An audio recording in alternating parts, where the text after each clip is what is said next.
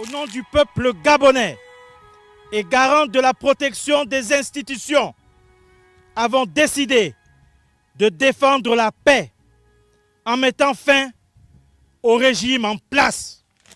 Et le 6, à moins de 3 ans. Cette fois-ci, ce n'est plus le Sahel, mais le Gabon du côté de l'Afrique centrale. Le général Oligui Nguema Brice a été désigné à l'unanimité président du comité pour la transition et la restauration des institutions. Président de la transition. Que se passe-t-il en Afrique? Que se passe-t-il précisément en Afrique francophone? Nouveau putsch donc. Le deuxième en à peine un mois, le 5e en moins de 3 ans. La Guinée, le Mali, le Burkina, le Niger et depuis ce matin le Gabon. Oui, le Gabon. Le Gabon, c'est l'emblème de la France-Afrique dans l'esprit de tous. Avec la dynastie Bongo, ça paraissait presque une enclave intouchable. Il y a une épidémie de putsch. Eh oui, une épidémie tellement contagieuse que chaque chef d'État africain francophone regarde désormais ses militaires, ses forces de défense et de sécurité avec une certaine méfiance. Donc la question qui va se poser, est-ce qu'on a chassé Ali Bongo ou bien on a donné un signal aux autres nations autour? C'est vrai que ce putsch va priver la plupart des dirigeants francophones de sommeil. Si vous voyez au niveau de la CEDEAO, les problèmes, c'est dans les pays francophones. C'est dans les anciennes colonies françaises qu'il y a les problèmes. Vient maintenant s'ajouter le Gabon, territoire d'Afrique centrale où Paris a conservé une forte influence. Le pont avancé de la France-Afrique. Désormais sur les réseaux sociaux, c'est l'heure des pronostics. Qui sera le prochain à tomber? Ou est-ce que les militaires chasseront les régimes démocratiquement élus? Ça va mal se finir. Ouais. Moi, je vous fiche mon billet que d'ici à la fin du quinquennat du président Macron, il va y avoir encore des pays qui vont tomber, des régimes qui vont tomber. Vous pensez à qui? Le Cameroun de Paul Biya, voilà. Le Congo-Brazzaville de Sassou Nguesso, par exemple. Et peut-être encore, et le Tchad où il peut y avoir encore du mouvement. Moi, j'aimerais être dans la tête des autres pays du bassin du Congo. Que de spéculations, on joue les prophètes.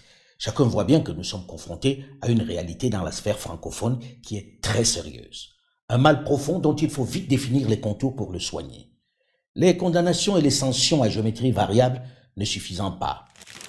Nous vivons avec les coups d'État. Les coups d'État font partie de nos agendas politiques. Il ne faut pas se mentir. Il ne faut pas se mentir et croire que parce qu'on a élevé la voix et qu'on dit qu'on va aller envahir le Niger militairement, on va mettre fin au coup d'État. C'est faux. Les menaces contre les putschs ne produisent aucun effet. Elles ne dissuadent personne. On dirait même que ça les amuse dans les casernes. On pourrait presque en rire si ça n'était pas aussi grave. Et vous convenez avec moi que l'argument de la propagande russe, qui exciterait la soldatesque et les jeunes Africains, rencontre ici sa limite. Personne ne peut y croire.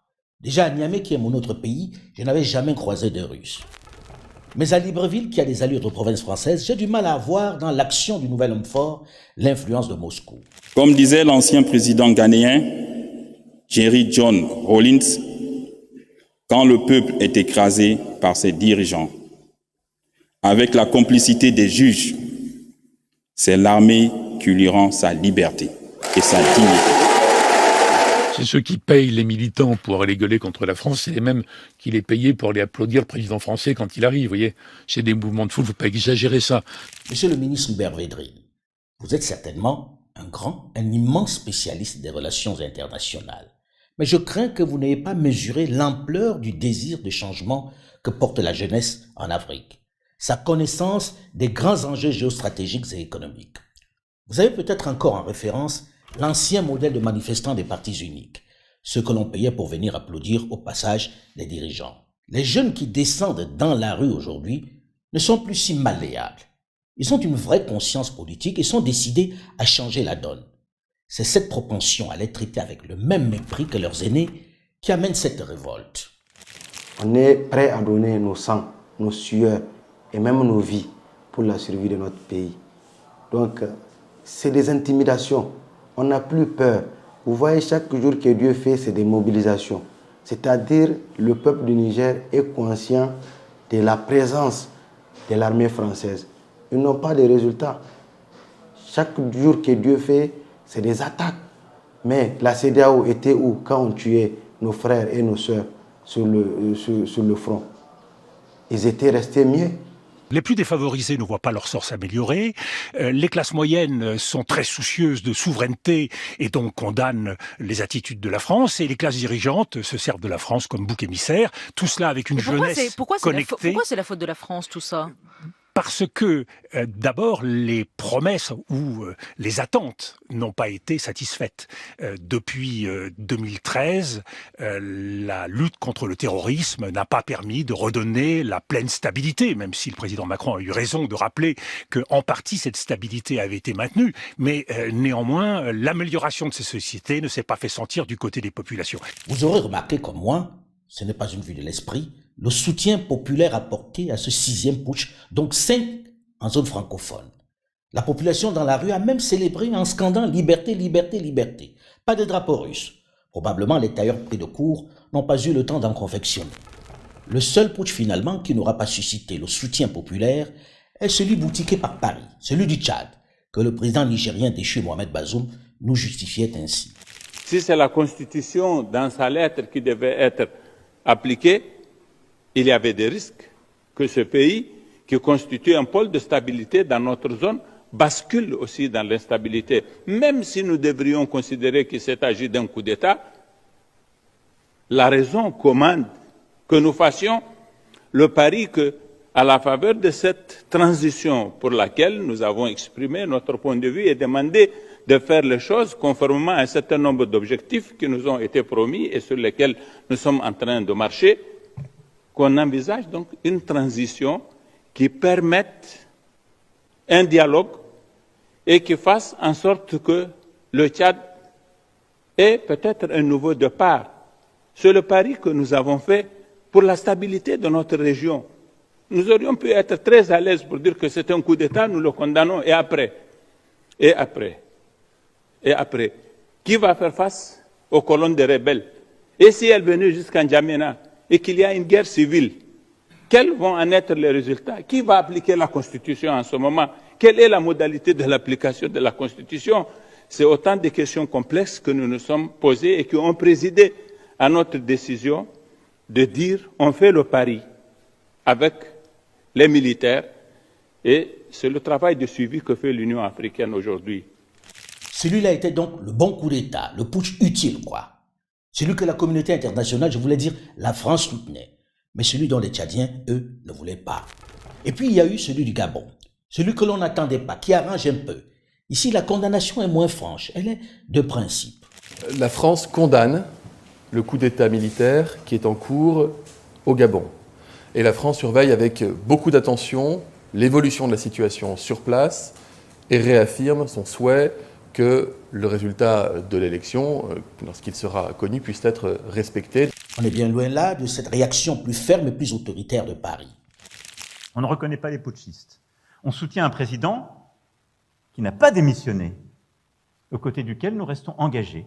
Et nous soutenons l'action diplomatique, et quand elle le décidera, militaire, de la CEDEAO, dans une approche de partenariat, qui est celle que j'ai présentée en février dernier. C'est ferme et clair, mais il me souvient qu'Ali Bongo non plus n'a pas démissionné. C'est vrai qu'il est malade, il n'a plus que 200 soldats français sur son territoire. Le contingent militaire français y a été réduit à sa plus simple expression. Le plus gros des troupes a été repositionné au Niger. Il n'a donc pas le poids stratégique de Mohamed Bazoum. I'm Ali Bongo Ondimba, President of Gabon, and I'm to send a message to all the friends that we have all over the world to tell them to make noise, For the people here have arrested me and my family. My son is somewhere, my wife is in another place, and I'm at the residence. Right now, I'm in the residence and nothing is happening. I don't know what's going on. So I'm calling you to make noise, really. I'm thanking you. Même si tout le monde semble presque en rire, tant le cri de détresse du président déchu Ali Bongo Ondimba, malade, paraît surréaliste, hors sol et incompréhensible, dans le même temps, personne à Paris n'envisage de monter une opération commando ou de lever une armée pour aller libérer ce président élu qui n'a pas démissionné et le remettre dans son fauteuil. Mieux, contrairement à Niamey, l'ambassadeur de France au Gabon, tout sourire, n'a pas attendu le retour à l'ordre constitutionnel pour rendre une visite cordiale au nouvel homme fort. Il faut situer les choses dans leur contexte. D'abord, ce n'est pas un coup d'État, c'est une révolution de palais. Oligui Nguema est le cousin d'Ali Bongo. Et la campagne, c'était 60 ans de Bongo, c'est trop. Les Bongo ont trouvé qu'il fallait mettre Ali Bongo de côté et poursuivre effectivement le système Bongo PDG. Et ils ont mis Oligui Nguema en avant. Derrière Oligui Nguema, nous savons qui est là. Donc c'est toujours le système Bongo qui continue, c'est pas un coup d'État. Qui est là, derrière? Eh bien, derrière Oligui Nguema, il n'y a pas à chercher, c'est Pascaline Bongo qui est là, c'est tout. Le pauvre, il peut toujours courir. Personne n'interviendra pour en finir avec le comptage dans les urnes. Les milliards dépensés dans ce scrutin sont partis en fumée. La démocratie peut attendre. Le peuple, lui, est content. Content de mettre un terme à un système à bout de souffle. On va s'en accommoder. Notre étonnement est grand lorsqu'on attend certaines institutions internationales condamner l'acte posé par des soldats qui n'ont fait que respecter leur serment sous le drapeau, sauver la patrie au péril de leur vie. En revanche, les putschs qui suscitent la colère lire de la même patrie des droits de l'homme, gardiens du respect des constitutions, c'est ceux du Mali, du Burkina Faso et surtout maintenant du Niger. Et on voudrait dire que la démocratie est une idée qui est bonne pour l'Afrique, qu'on ne fait pas de double standard. C'est inadmissible. On a un homme intègre, démocratiquement élu, courageux parce que pour la première fois dans un tel cadre, il ne démissionne pas au péril de sa vie et de celle de sa famille. Et on nous explique que la bonne politique aujourd'hui, ce serait de le lâcher. Pour le Gabon, c'est admissible. On n'est pas d'accord, on condamne timidement, on ne réclame pas le retour à l'ordre constitutionnel, on ne réclame pas non plus de respecter la vérité des urnes, qui vraisemblablement était favorable au candidat de l'opposition. C'est là que j'interpelle la communauté internationale et précisément la France, qu'elle ne peut pas se déjuger. Dès lors qu'on reconnaît, on condamne le coup d'État, on doit condamner ce qui ensuite, à savoir effectivement la transition. Il ne faut pas rêver non plus.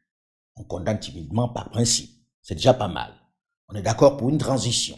C'est fort de cet esprit que le 30 août 2023, telle une météorite dans la nuit noire, les forces de défense et de sécurité de notre pays ont pris leurs responsabilités en refusant le coup d'État électoral qui venait d'être prononcé par le Centre gabonais des élections à la suite d'un processus électoral outrageusement biaisé. La seule manière de combattre efficacement les fake news et les propagandes hostiles est la mise en cohérence entre les paroles et les actes de la politique française en Afrique. Allez donc trouver la cohérence. On doit être clair, cohérent. Cohérent. Sinon, qui nous écoutera? Dans quelle capitale africaine on peut dire qu'on a une politique de partenariat avec un dirigeant si quand ils subissent là, on ne peut pas être en soutien?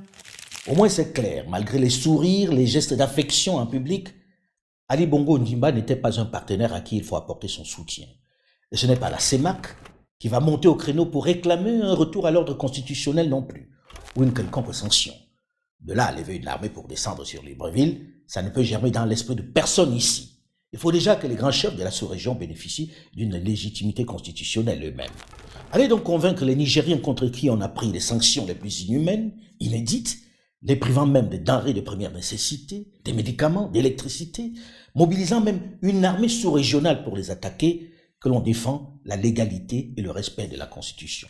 Le problème des Nigériens aujourd'hui sont des putschistes qui les mettent en danger parce qu'ils abandonnent la lutte contre le terrorisme, parce qu'ils abandonnent une politique qui était bonne économiquement pour eux et qui sont en train de perdre tous les financements internationaux qui étaient en train de leur permettre de sortir de la pauvreté. C'est ça la réalité.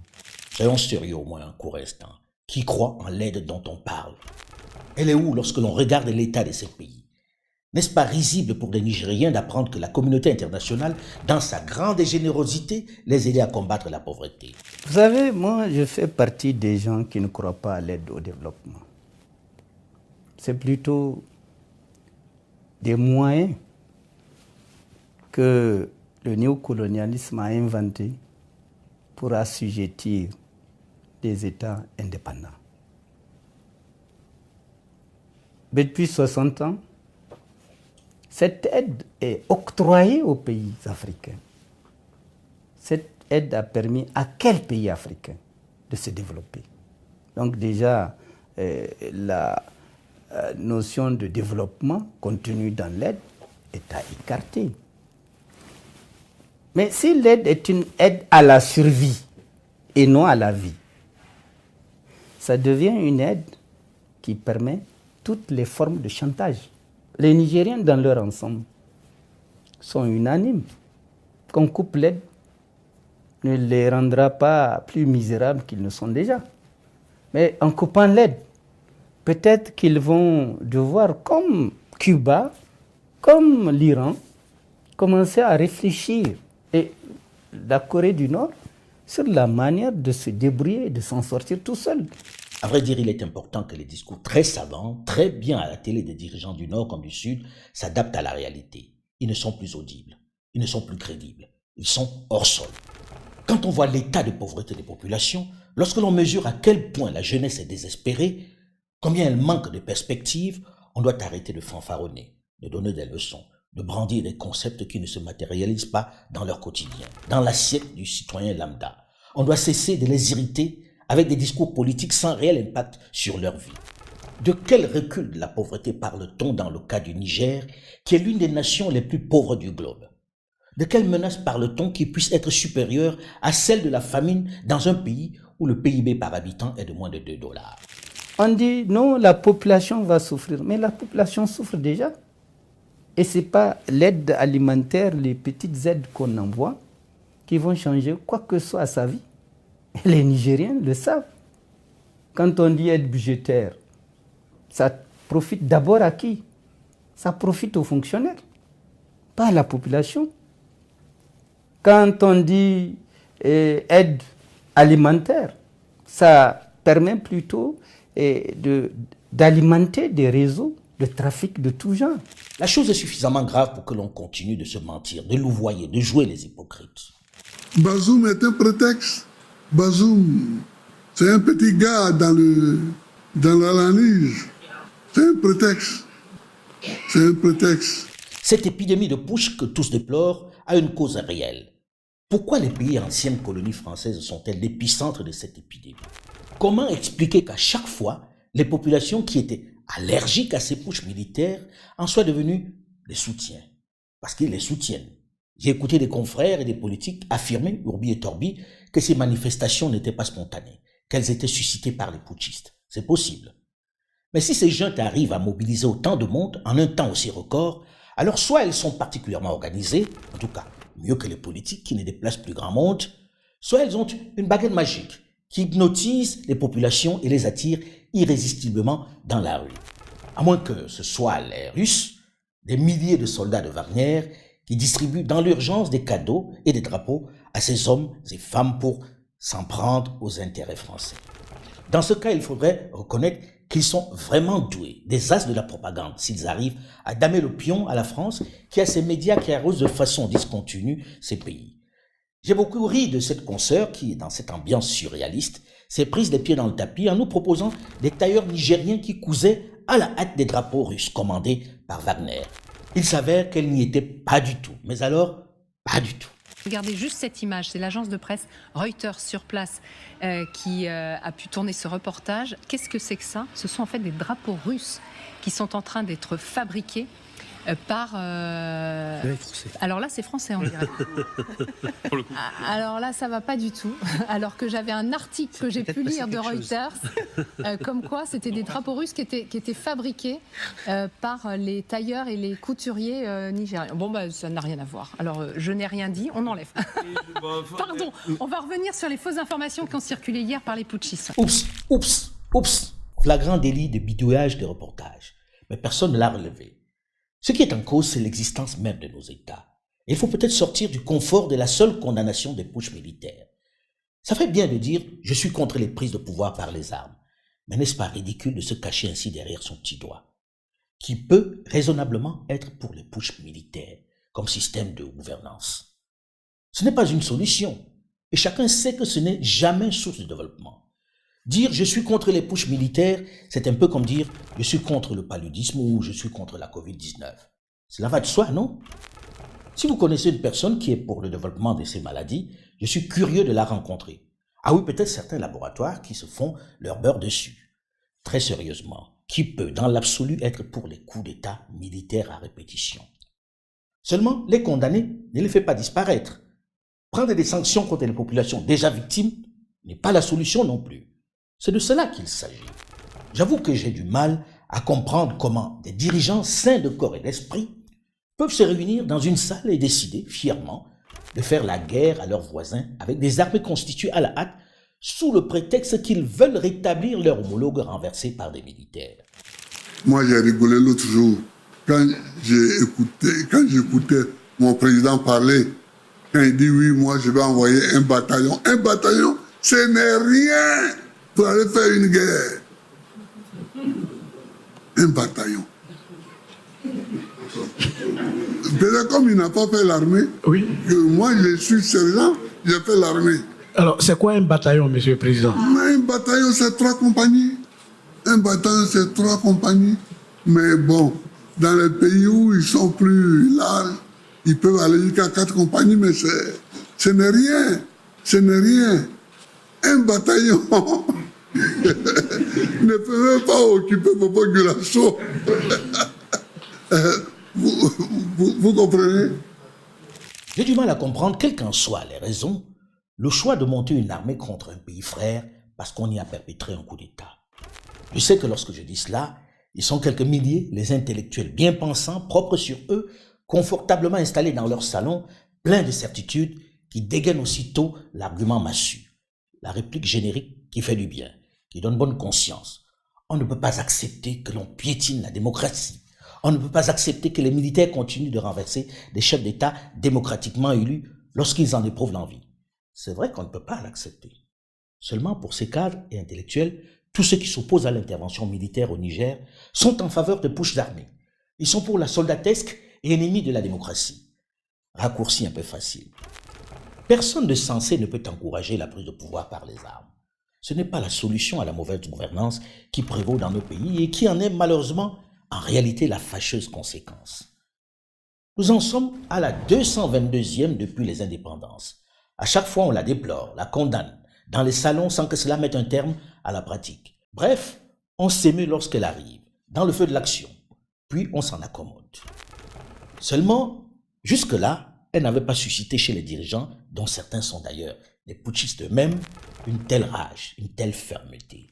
Quand je dis qu'il y a le piston derrière, aujourd'hui, il a remarqué bien. Quels sont ceux qui parlent pour aller faire la guerre? C'est Alassane Ouattara et Talon. Bon, on les connaît, ces deux-là. On les connaît dans l'Afrique ici. Faire la guerre, lever carrément une armée pour aller attaquer le pays et remettre le chef aux affaires. Cela me paraît simplement une marque de mépris à l'endroit du Niger, du peuple nigérien et de l'armée nigérienne. Imaginez un peu que le coup d'État, je ne le souhaite pas, était survenu au Nigeria. Est-ce que la CEDEAO allait montrer tant d'empressement à vouloir monter une opération militaire pour ramener le président déchu du Nigeria au pouvoir? La question se pose. La CEDEAO, pour rester crédible, il faut qu'elle reste en ligne avec les opinions publiques. Le problème de la CEDEAO, c'est que vous avez des chefs d'État au sein de la CEDEAO qui n'ont qu'une peur, c'est qu'il leur arrive ce qui est arrivé au Burkina notamment. Donc ils ont tendance à durcir leur discours, pensant qu'ils vont se protéger. Alors que ça va faire tout l'effet inverse, c'est-à-dire que ça va braquer leurs propres opinions publiques et les autres opinions publiques. Donc la CEDEAO est aussi un moment critique où elle doit choisir, entre guillemets, son camp, mais surtout de rester en ligne avec les opinions publiques. C'est ça la démocratie. C'est vrai que la décision de la CEDEAO d'intervenir militairement suscite pas mal d'interrogations, et pas seulement chez les subsahariens. Ceux qui disent qu'ils vont aller envahir le Niger, beaucoup d'entre eux sont des faiseurs de coups d'État. Quand ta constitution dit que tu as droit à 2 mandats, pas plus, et qu'au 2e mandat, tu tripatouilles la constitution pour te faire un 3e mandat, puis un 4e, puis un 5e, qu'est-ce que tu fais là? C'est pas un coup d'État ça? C'est un coup d'État. La France avait fait du Niger la base principale, je dirais même unique, de ses opérations militaires au Sahel. L'avenir des 1500 militaires qui y sont déployés est aussi remis en question. La rhétorique anti-française prend de l'ampleur et tous les accords de coopération militaire signés entre la France et le Niger depuis 1977 ont été dénoncés, ce qui revient à exiger leur départ du pays. Qu'on prenne des sanctions économiques contre le pays pour fragiliser la junte, je peux comprendre et presque y adhérer. Mais que l'on constitue carrément une armée multinationale à 3 milliards de dollars par mois de budget pour aller délivrer le président déchu et le remettre aux affaires, excusez-moi, j'ai du mal à comprendre. Bazoum est entre les mains des militaires. Vous croyez sincèrement que toute attaque sur le Niger ne va pas entraîner immédiatement la condamnation à mort de Bazoum par les militaires? Ils préféraient sans aucun doute laisser aux intervenants un cadavre qu'un homme qui sera adoubé à nouveau dans le fauteuil présidentiel nigérien. Il ne faut pas mentir.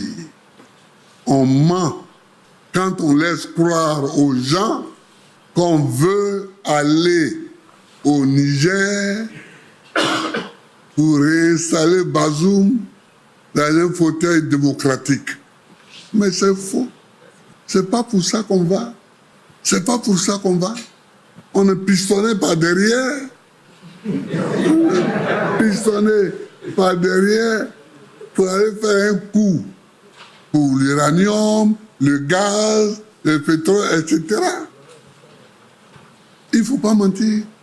Ces menaces et ces propos bellicistes n'ont pas fait frémir un seul poil des militaires nigériens, encore moins du peuple nigérien.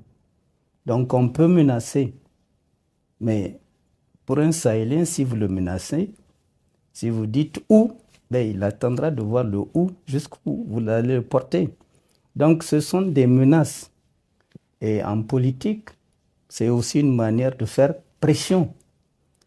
Mais tout dépend de celui qui écoute et de la valeur qu'il accorde à ces menaces qu'on lui fait. À supposer que l'objectif, ce dont je doute aussi, soit de libérer Bazoum qui n'a pas démissionné. Comment feront-ils pour le sortir vivant des mains des putschistes qui le tiennent? Les chefs d'État ont marqué un accord donc pour le déploiement des troupes d'un certain nombre de pays, dont la Côte d'Ivoire. La Côte d'Ivoire fournira un bataillon et a pris toutes les dispositions financières pour l'opération. Si elle doit durer 3 mois, les provisions seront faites au niveau budgétaire pour que nos soldats et nos officiers qui participeront à cette opération ne manquent de rien. Par quelle opération du Saint-Esprit vont-ils le délivrer des mains d'une armée qui au moindre coup de feu peut en finir avec lui et sa famille, qui elle aussi est malheureusement retenue? À moins que le but ne soit pas de le délivrer en fait. Au fait, Monsieur le Président, pourquoi le coup d'État du Niger fait tant mal que les autres? On a assisté tranquillement aux autres coups d'État et à la mise en place des transitions. Et puis sur le Niger, on veut lever des armées pour aller combattre. Qu'est-ce qui se passe? Pourquoi ça fait tant mal au Niger? C'est là qu'il faut creuser. C'est là qu'il faut creuser pour voir. Moi, je ne sais pas encore ce qu'il y a. Hein. Moi, je ne sais pas encore ce qu'il y a. Mais ça ne doit pas être très propre, toute cette histoire-là. Ça ne doit pas être très propre, ni très simple.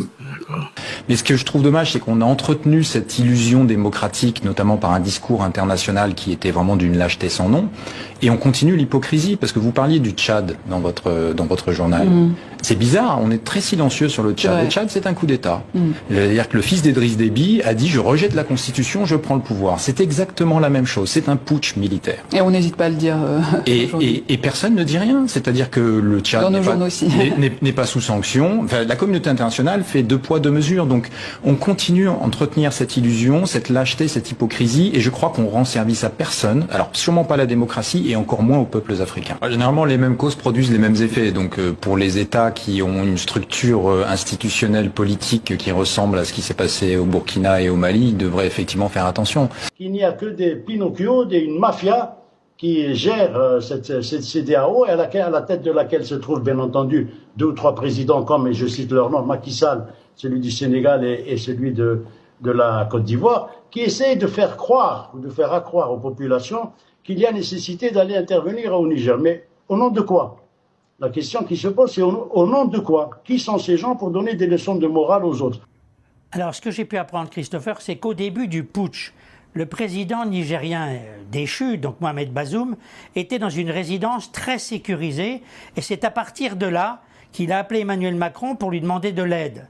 Les putschistes, lui a-t-il dit, sont environ 700, et vous avez dans mon pays 1500 soldats qui pourraient intervenir et m'aider. Ça a été une fin de non-recevoir d'Emmanuel Macron, même si officiellement aujourd'hui, on soutient officiellement encore Mohamed Bazoum, de façon, je dois dire, très hypocrite, parce qu'on se doute bien qu'il ne va pas revenir au pouvoir. Il ne faut pas mentir. On ment quand on laisse croire aux gens qu'on veut aller au Niger pour réinstaller Bazoum dans un fauteuil démocratique. Mais c'est faux.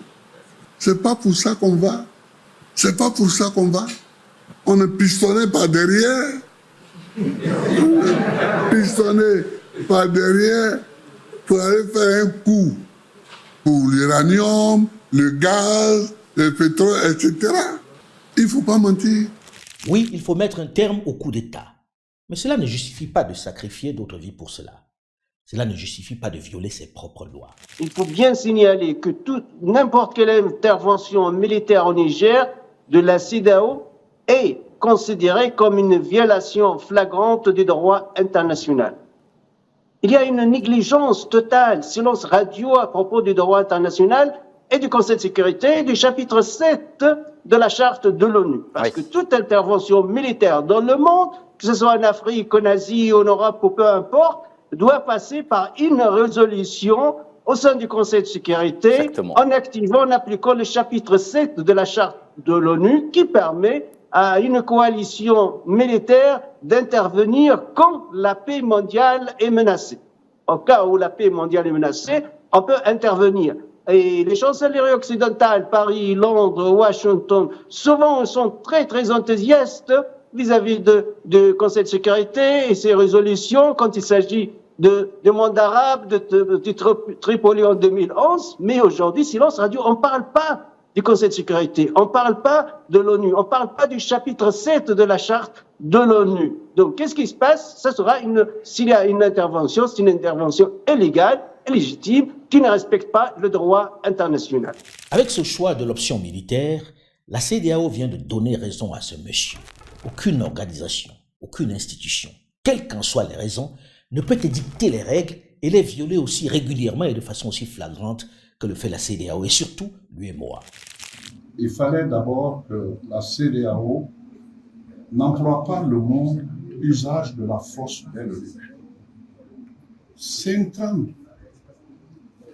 Je rappelle ici, devant vous, que la première organisation qui s'occupe de la paix et de la stabilité du monde, c'est les Nations Unies à travers le Conseil de sécurité, qui opère d'abord sous le chapitre 6, c'est-à-dire le chapitre de la diplomatie, l'envoi des émissaires et des avertissements, envoie des envoyés spéciaux. Quand cela ne marche pas, on monte d'un cran en mettant le pays sous embargo. Si cela ne marche pas, En dernier ressort, on fait appel au chapitre 7. Le chapitre 7, c'est la limite, parce que c'est en ce moment qu'on utilise la force. Mais ici, la CEDEAO a dit, chapitre 7, l'usage de la force n'est pas exclu. Je vous parle, non pas à leur nom cette fois-ci, à mon nom propre. À la CEDEAO, ça ne se faisait pas comme ça. Ça devient de la mauvaise foi lorsque l'on viole aussi régulièrement les textes que l'on a soi-même édictés et qui sont censés régir les relations avec les membres qui sont des États. Cette opération militaire est, dans tous les cas de figure, est incompatible avec les dispositions sur le protocole de non-agression qui existe entre les États membres de la CEDEAO. Et que personne ne s'en préoccupe me surprend également beaucoup par rapport au traité de la CEDEAO. C'est une trahison. Figurez-vous que le texte, le communiqué des chefs d'État de l'UEMOA qui sanctionnent leur conférence n'a aucune valeur juridique. Ils peuvent produire un communiqué qui permette à l'État visé, dans le cas d'espèce le Niger, afin que les autorités nigériennes produisent leur réponse, mais pas plus.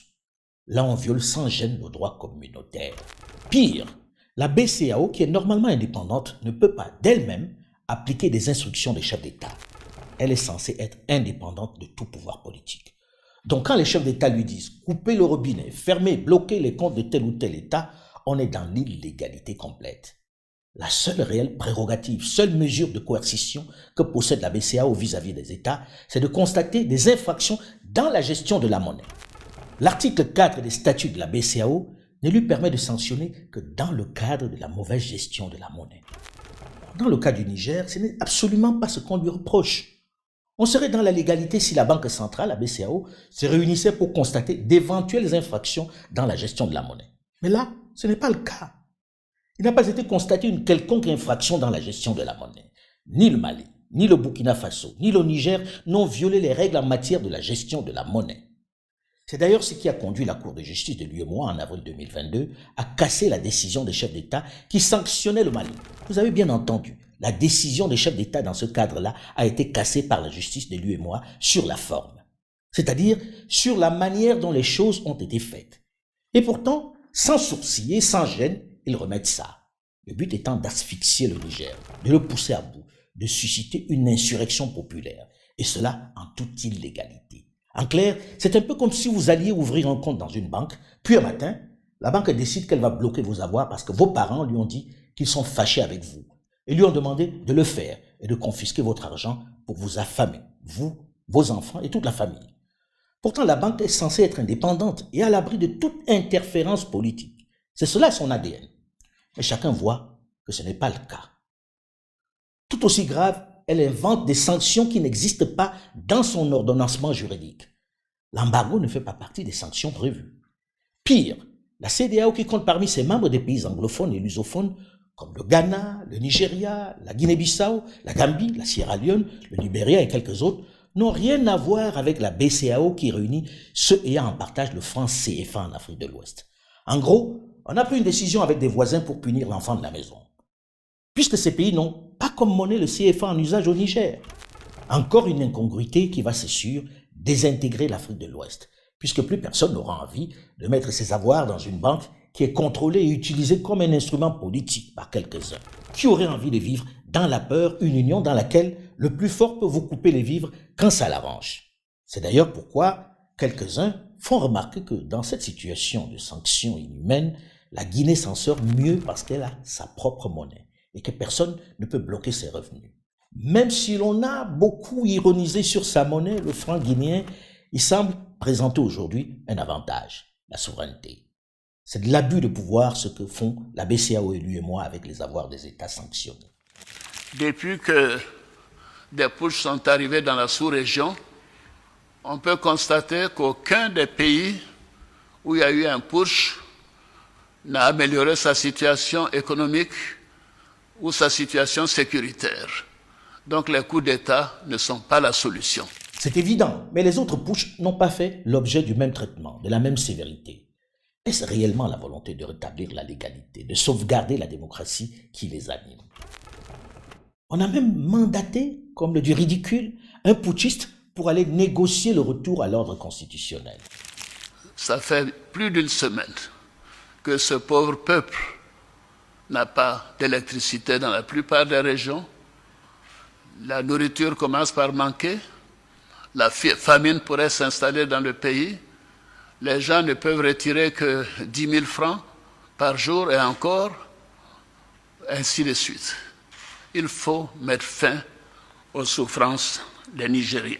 Quand on édicte des règles et qu'on les applique de manière sélective aux différents États membres de cette communauté internationale, forcément, il ne peut en résulter que des problèmes. Mais ce qui me surprend encore un peu plus dans la décision de la CEDEAO, c'est le choix délibéré d'affamer les peuples, de couper les vivres à tout le pays, de le priver de toutes les denrées nécessaires, de l'électricité, même des médicaments. On est vraiment chez les fous. Même lorsqu'un tribunal condamne un coupable, on ne lui coupe pas les vivres, on continue de le nourrir en prison. La CEDEAO est clairement dans le viol de sa charte. Aucun de ces textes ne permet ainsi de lever une armée pour frapper ou envahir un pays membre. Avec cette propension à couper les vivres à tous les récalcitrants, à ceux qui sortent des clous, la CEDEAO aura en quelque temps détruit tout ce qu'elle a construit depuis sa création.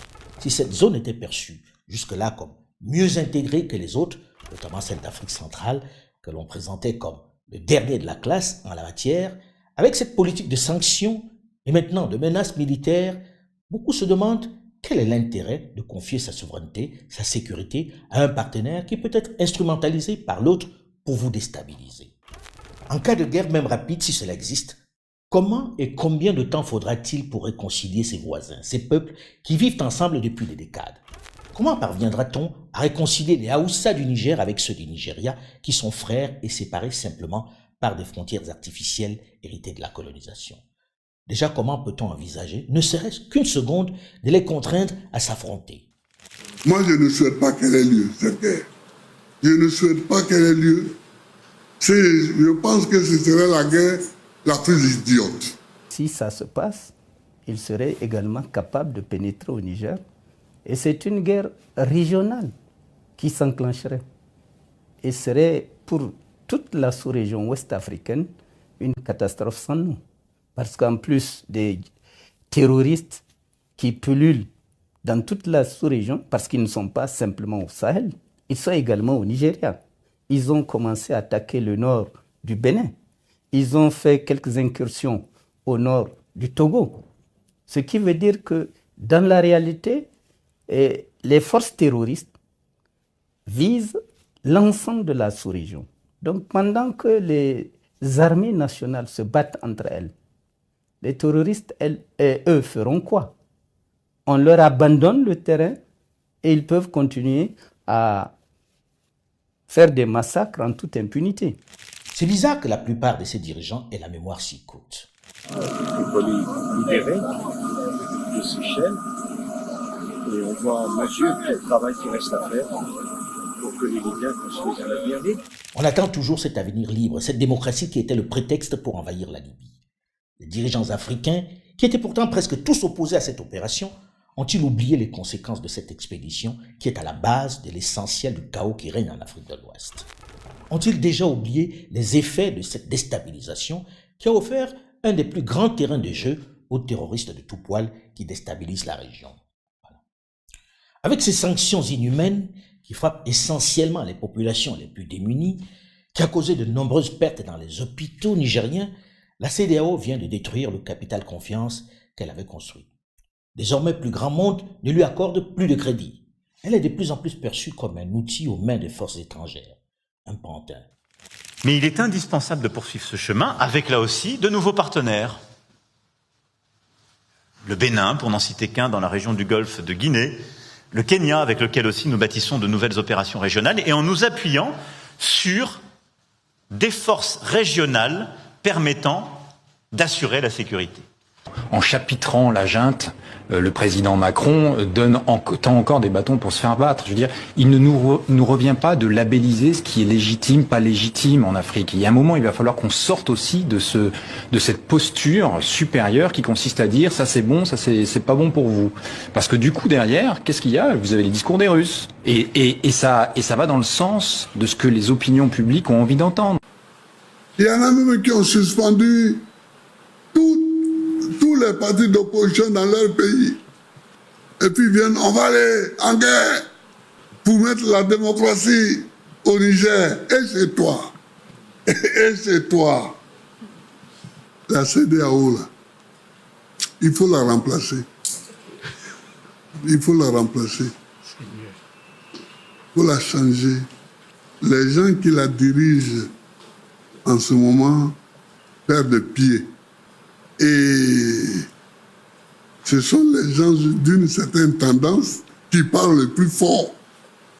Mais ces chefs d'État de la sous-région n'ont pas jugé bon de refuter la demande de ces puissances, je dis que ce n'est pas la faute de ces puissances, mais c'est bien la faute des Africains qui continuent à jouer encore les serviteurs zélés d'intérêts étrangers sur notre continent.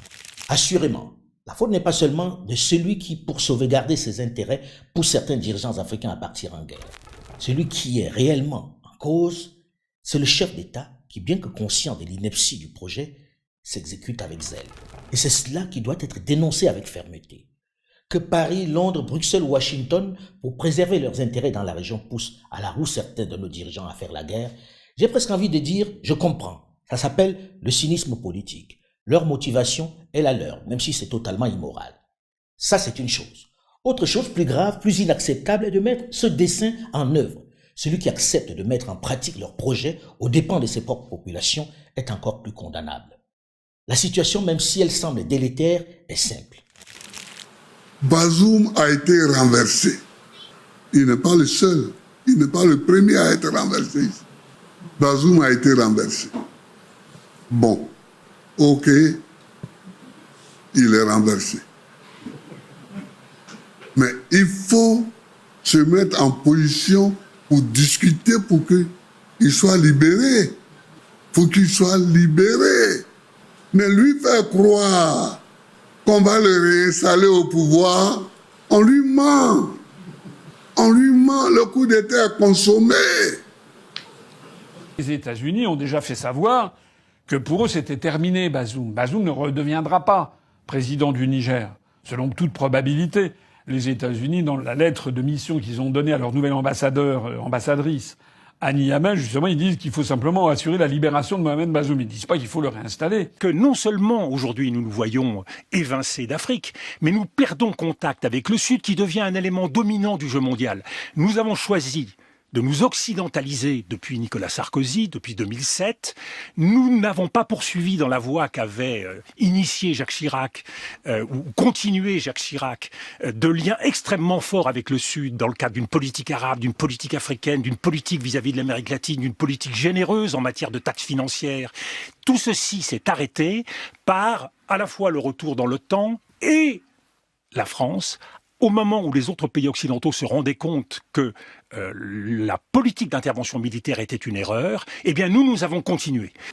Je souhaite que cette force en attente dont ils ont parlé, qu'elle soit mobilisée et que les chefs d'état-major se réunissent pour faire un plan de lutte contre les terroristes.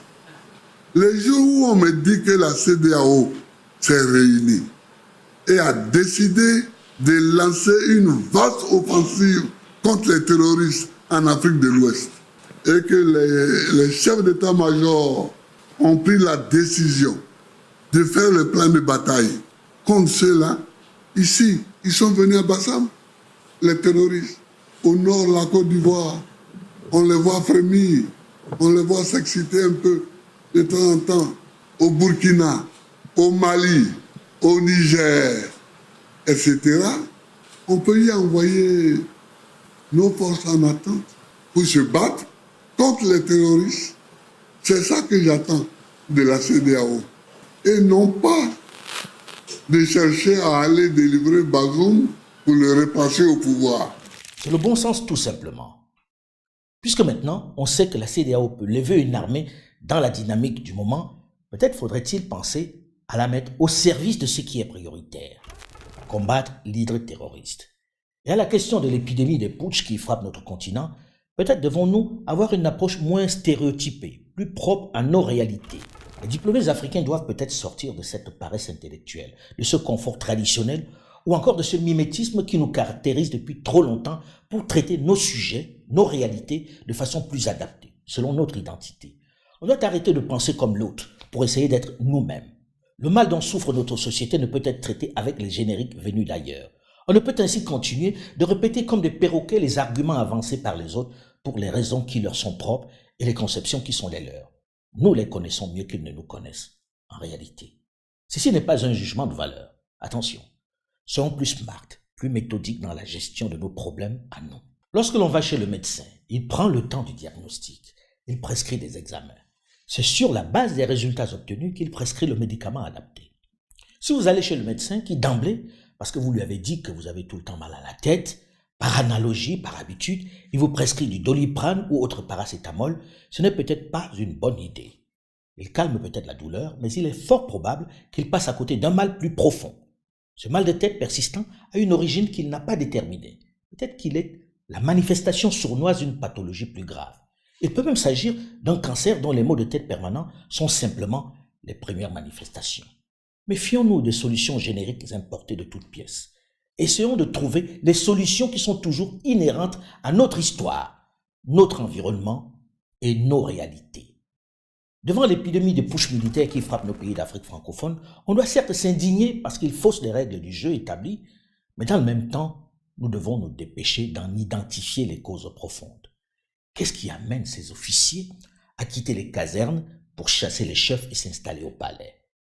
Pourquoi bénéficient-ils d'un tel soutien populaire? Puisque nous sommes habitués à répéter de façon mécanique ce que nous proposent les médias du Nord pour montrer que nous sommes bien formés au modèle occidental, nous nous érigeons en ayatollah de la démocratie. Cette posture ne nous fait pas avancer. Elle ne résout pas pour autant la question. Les sanctions proposées, de bonne ou de mauvaise foi, par l'autre non plus.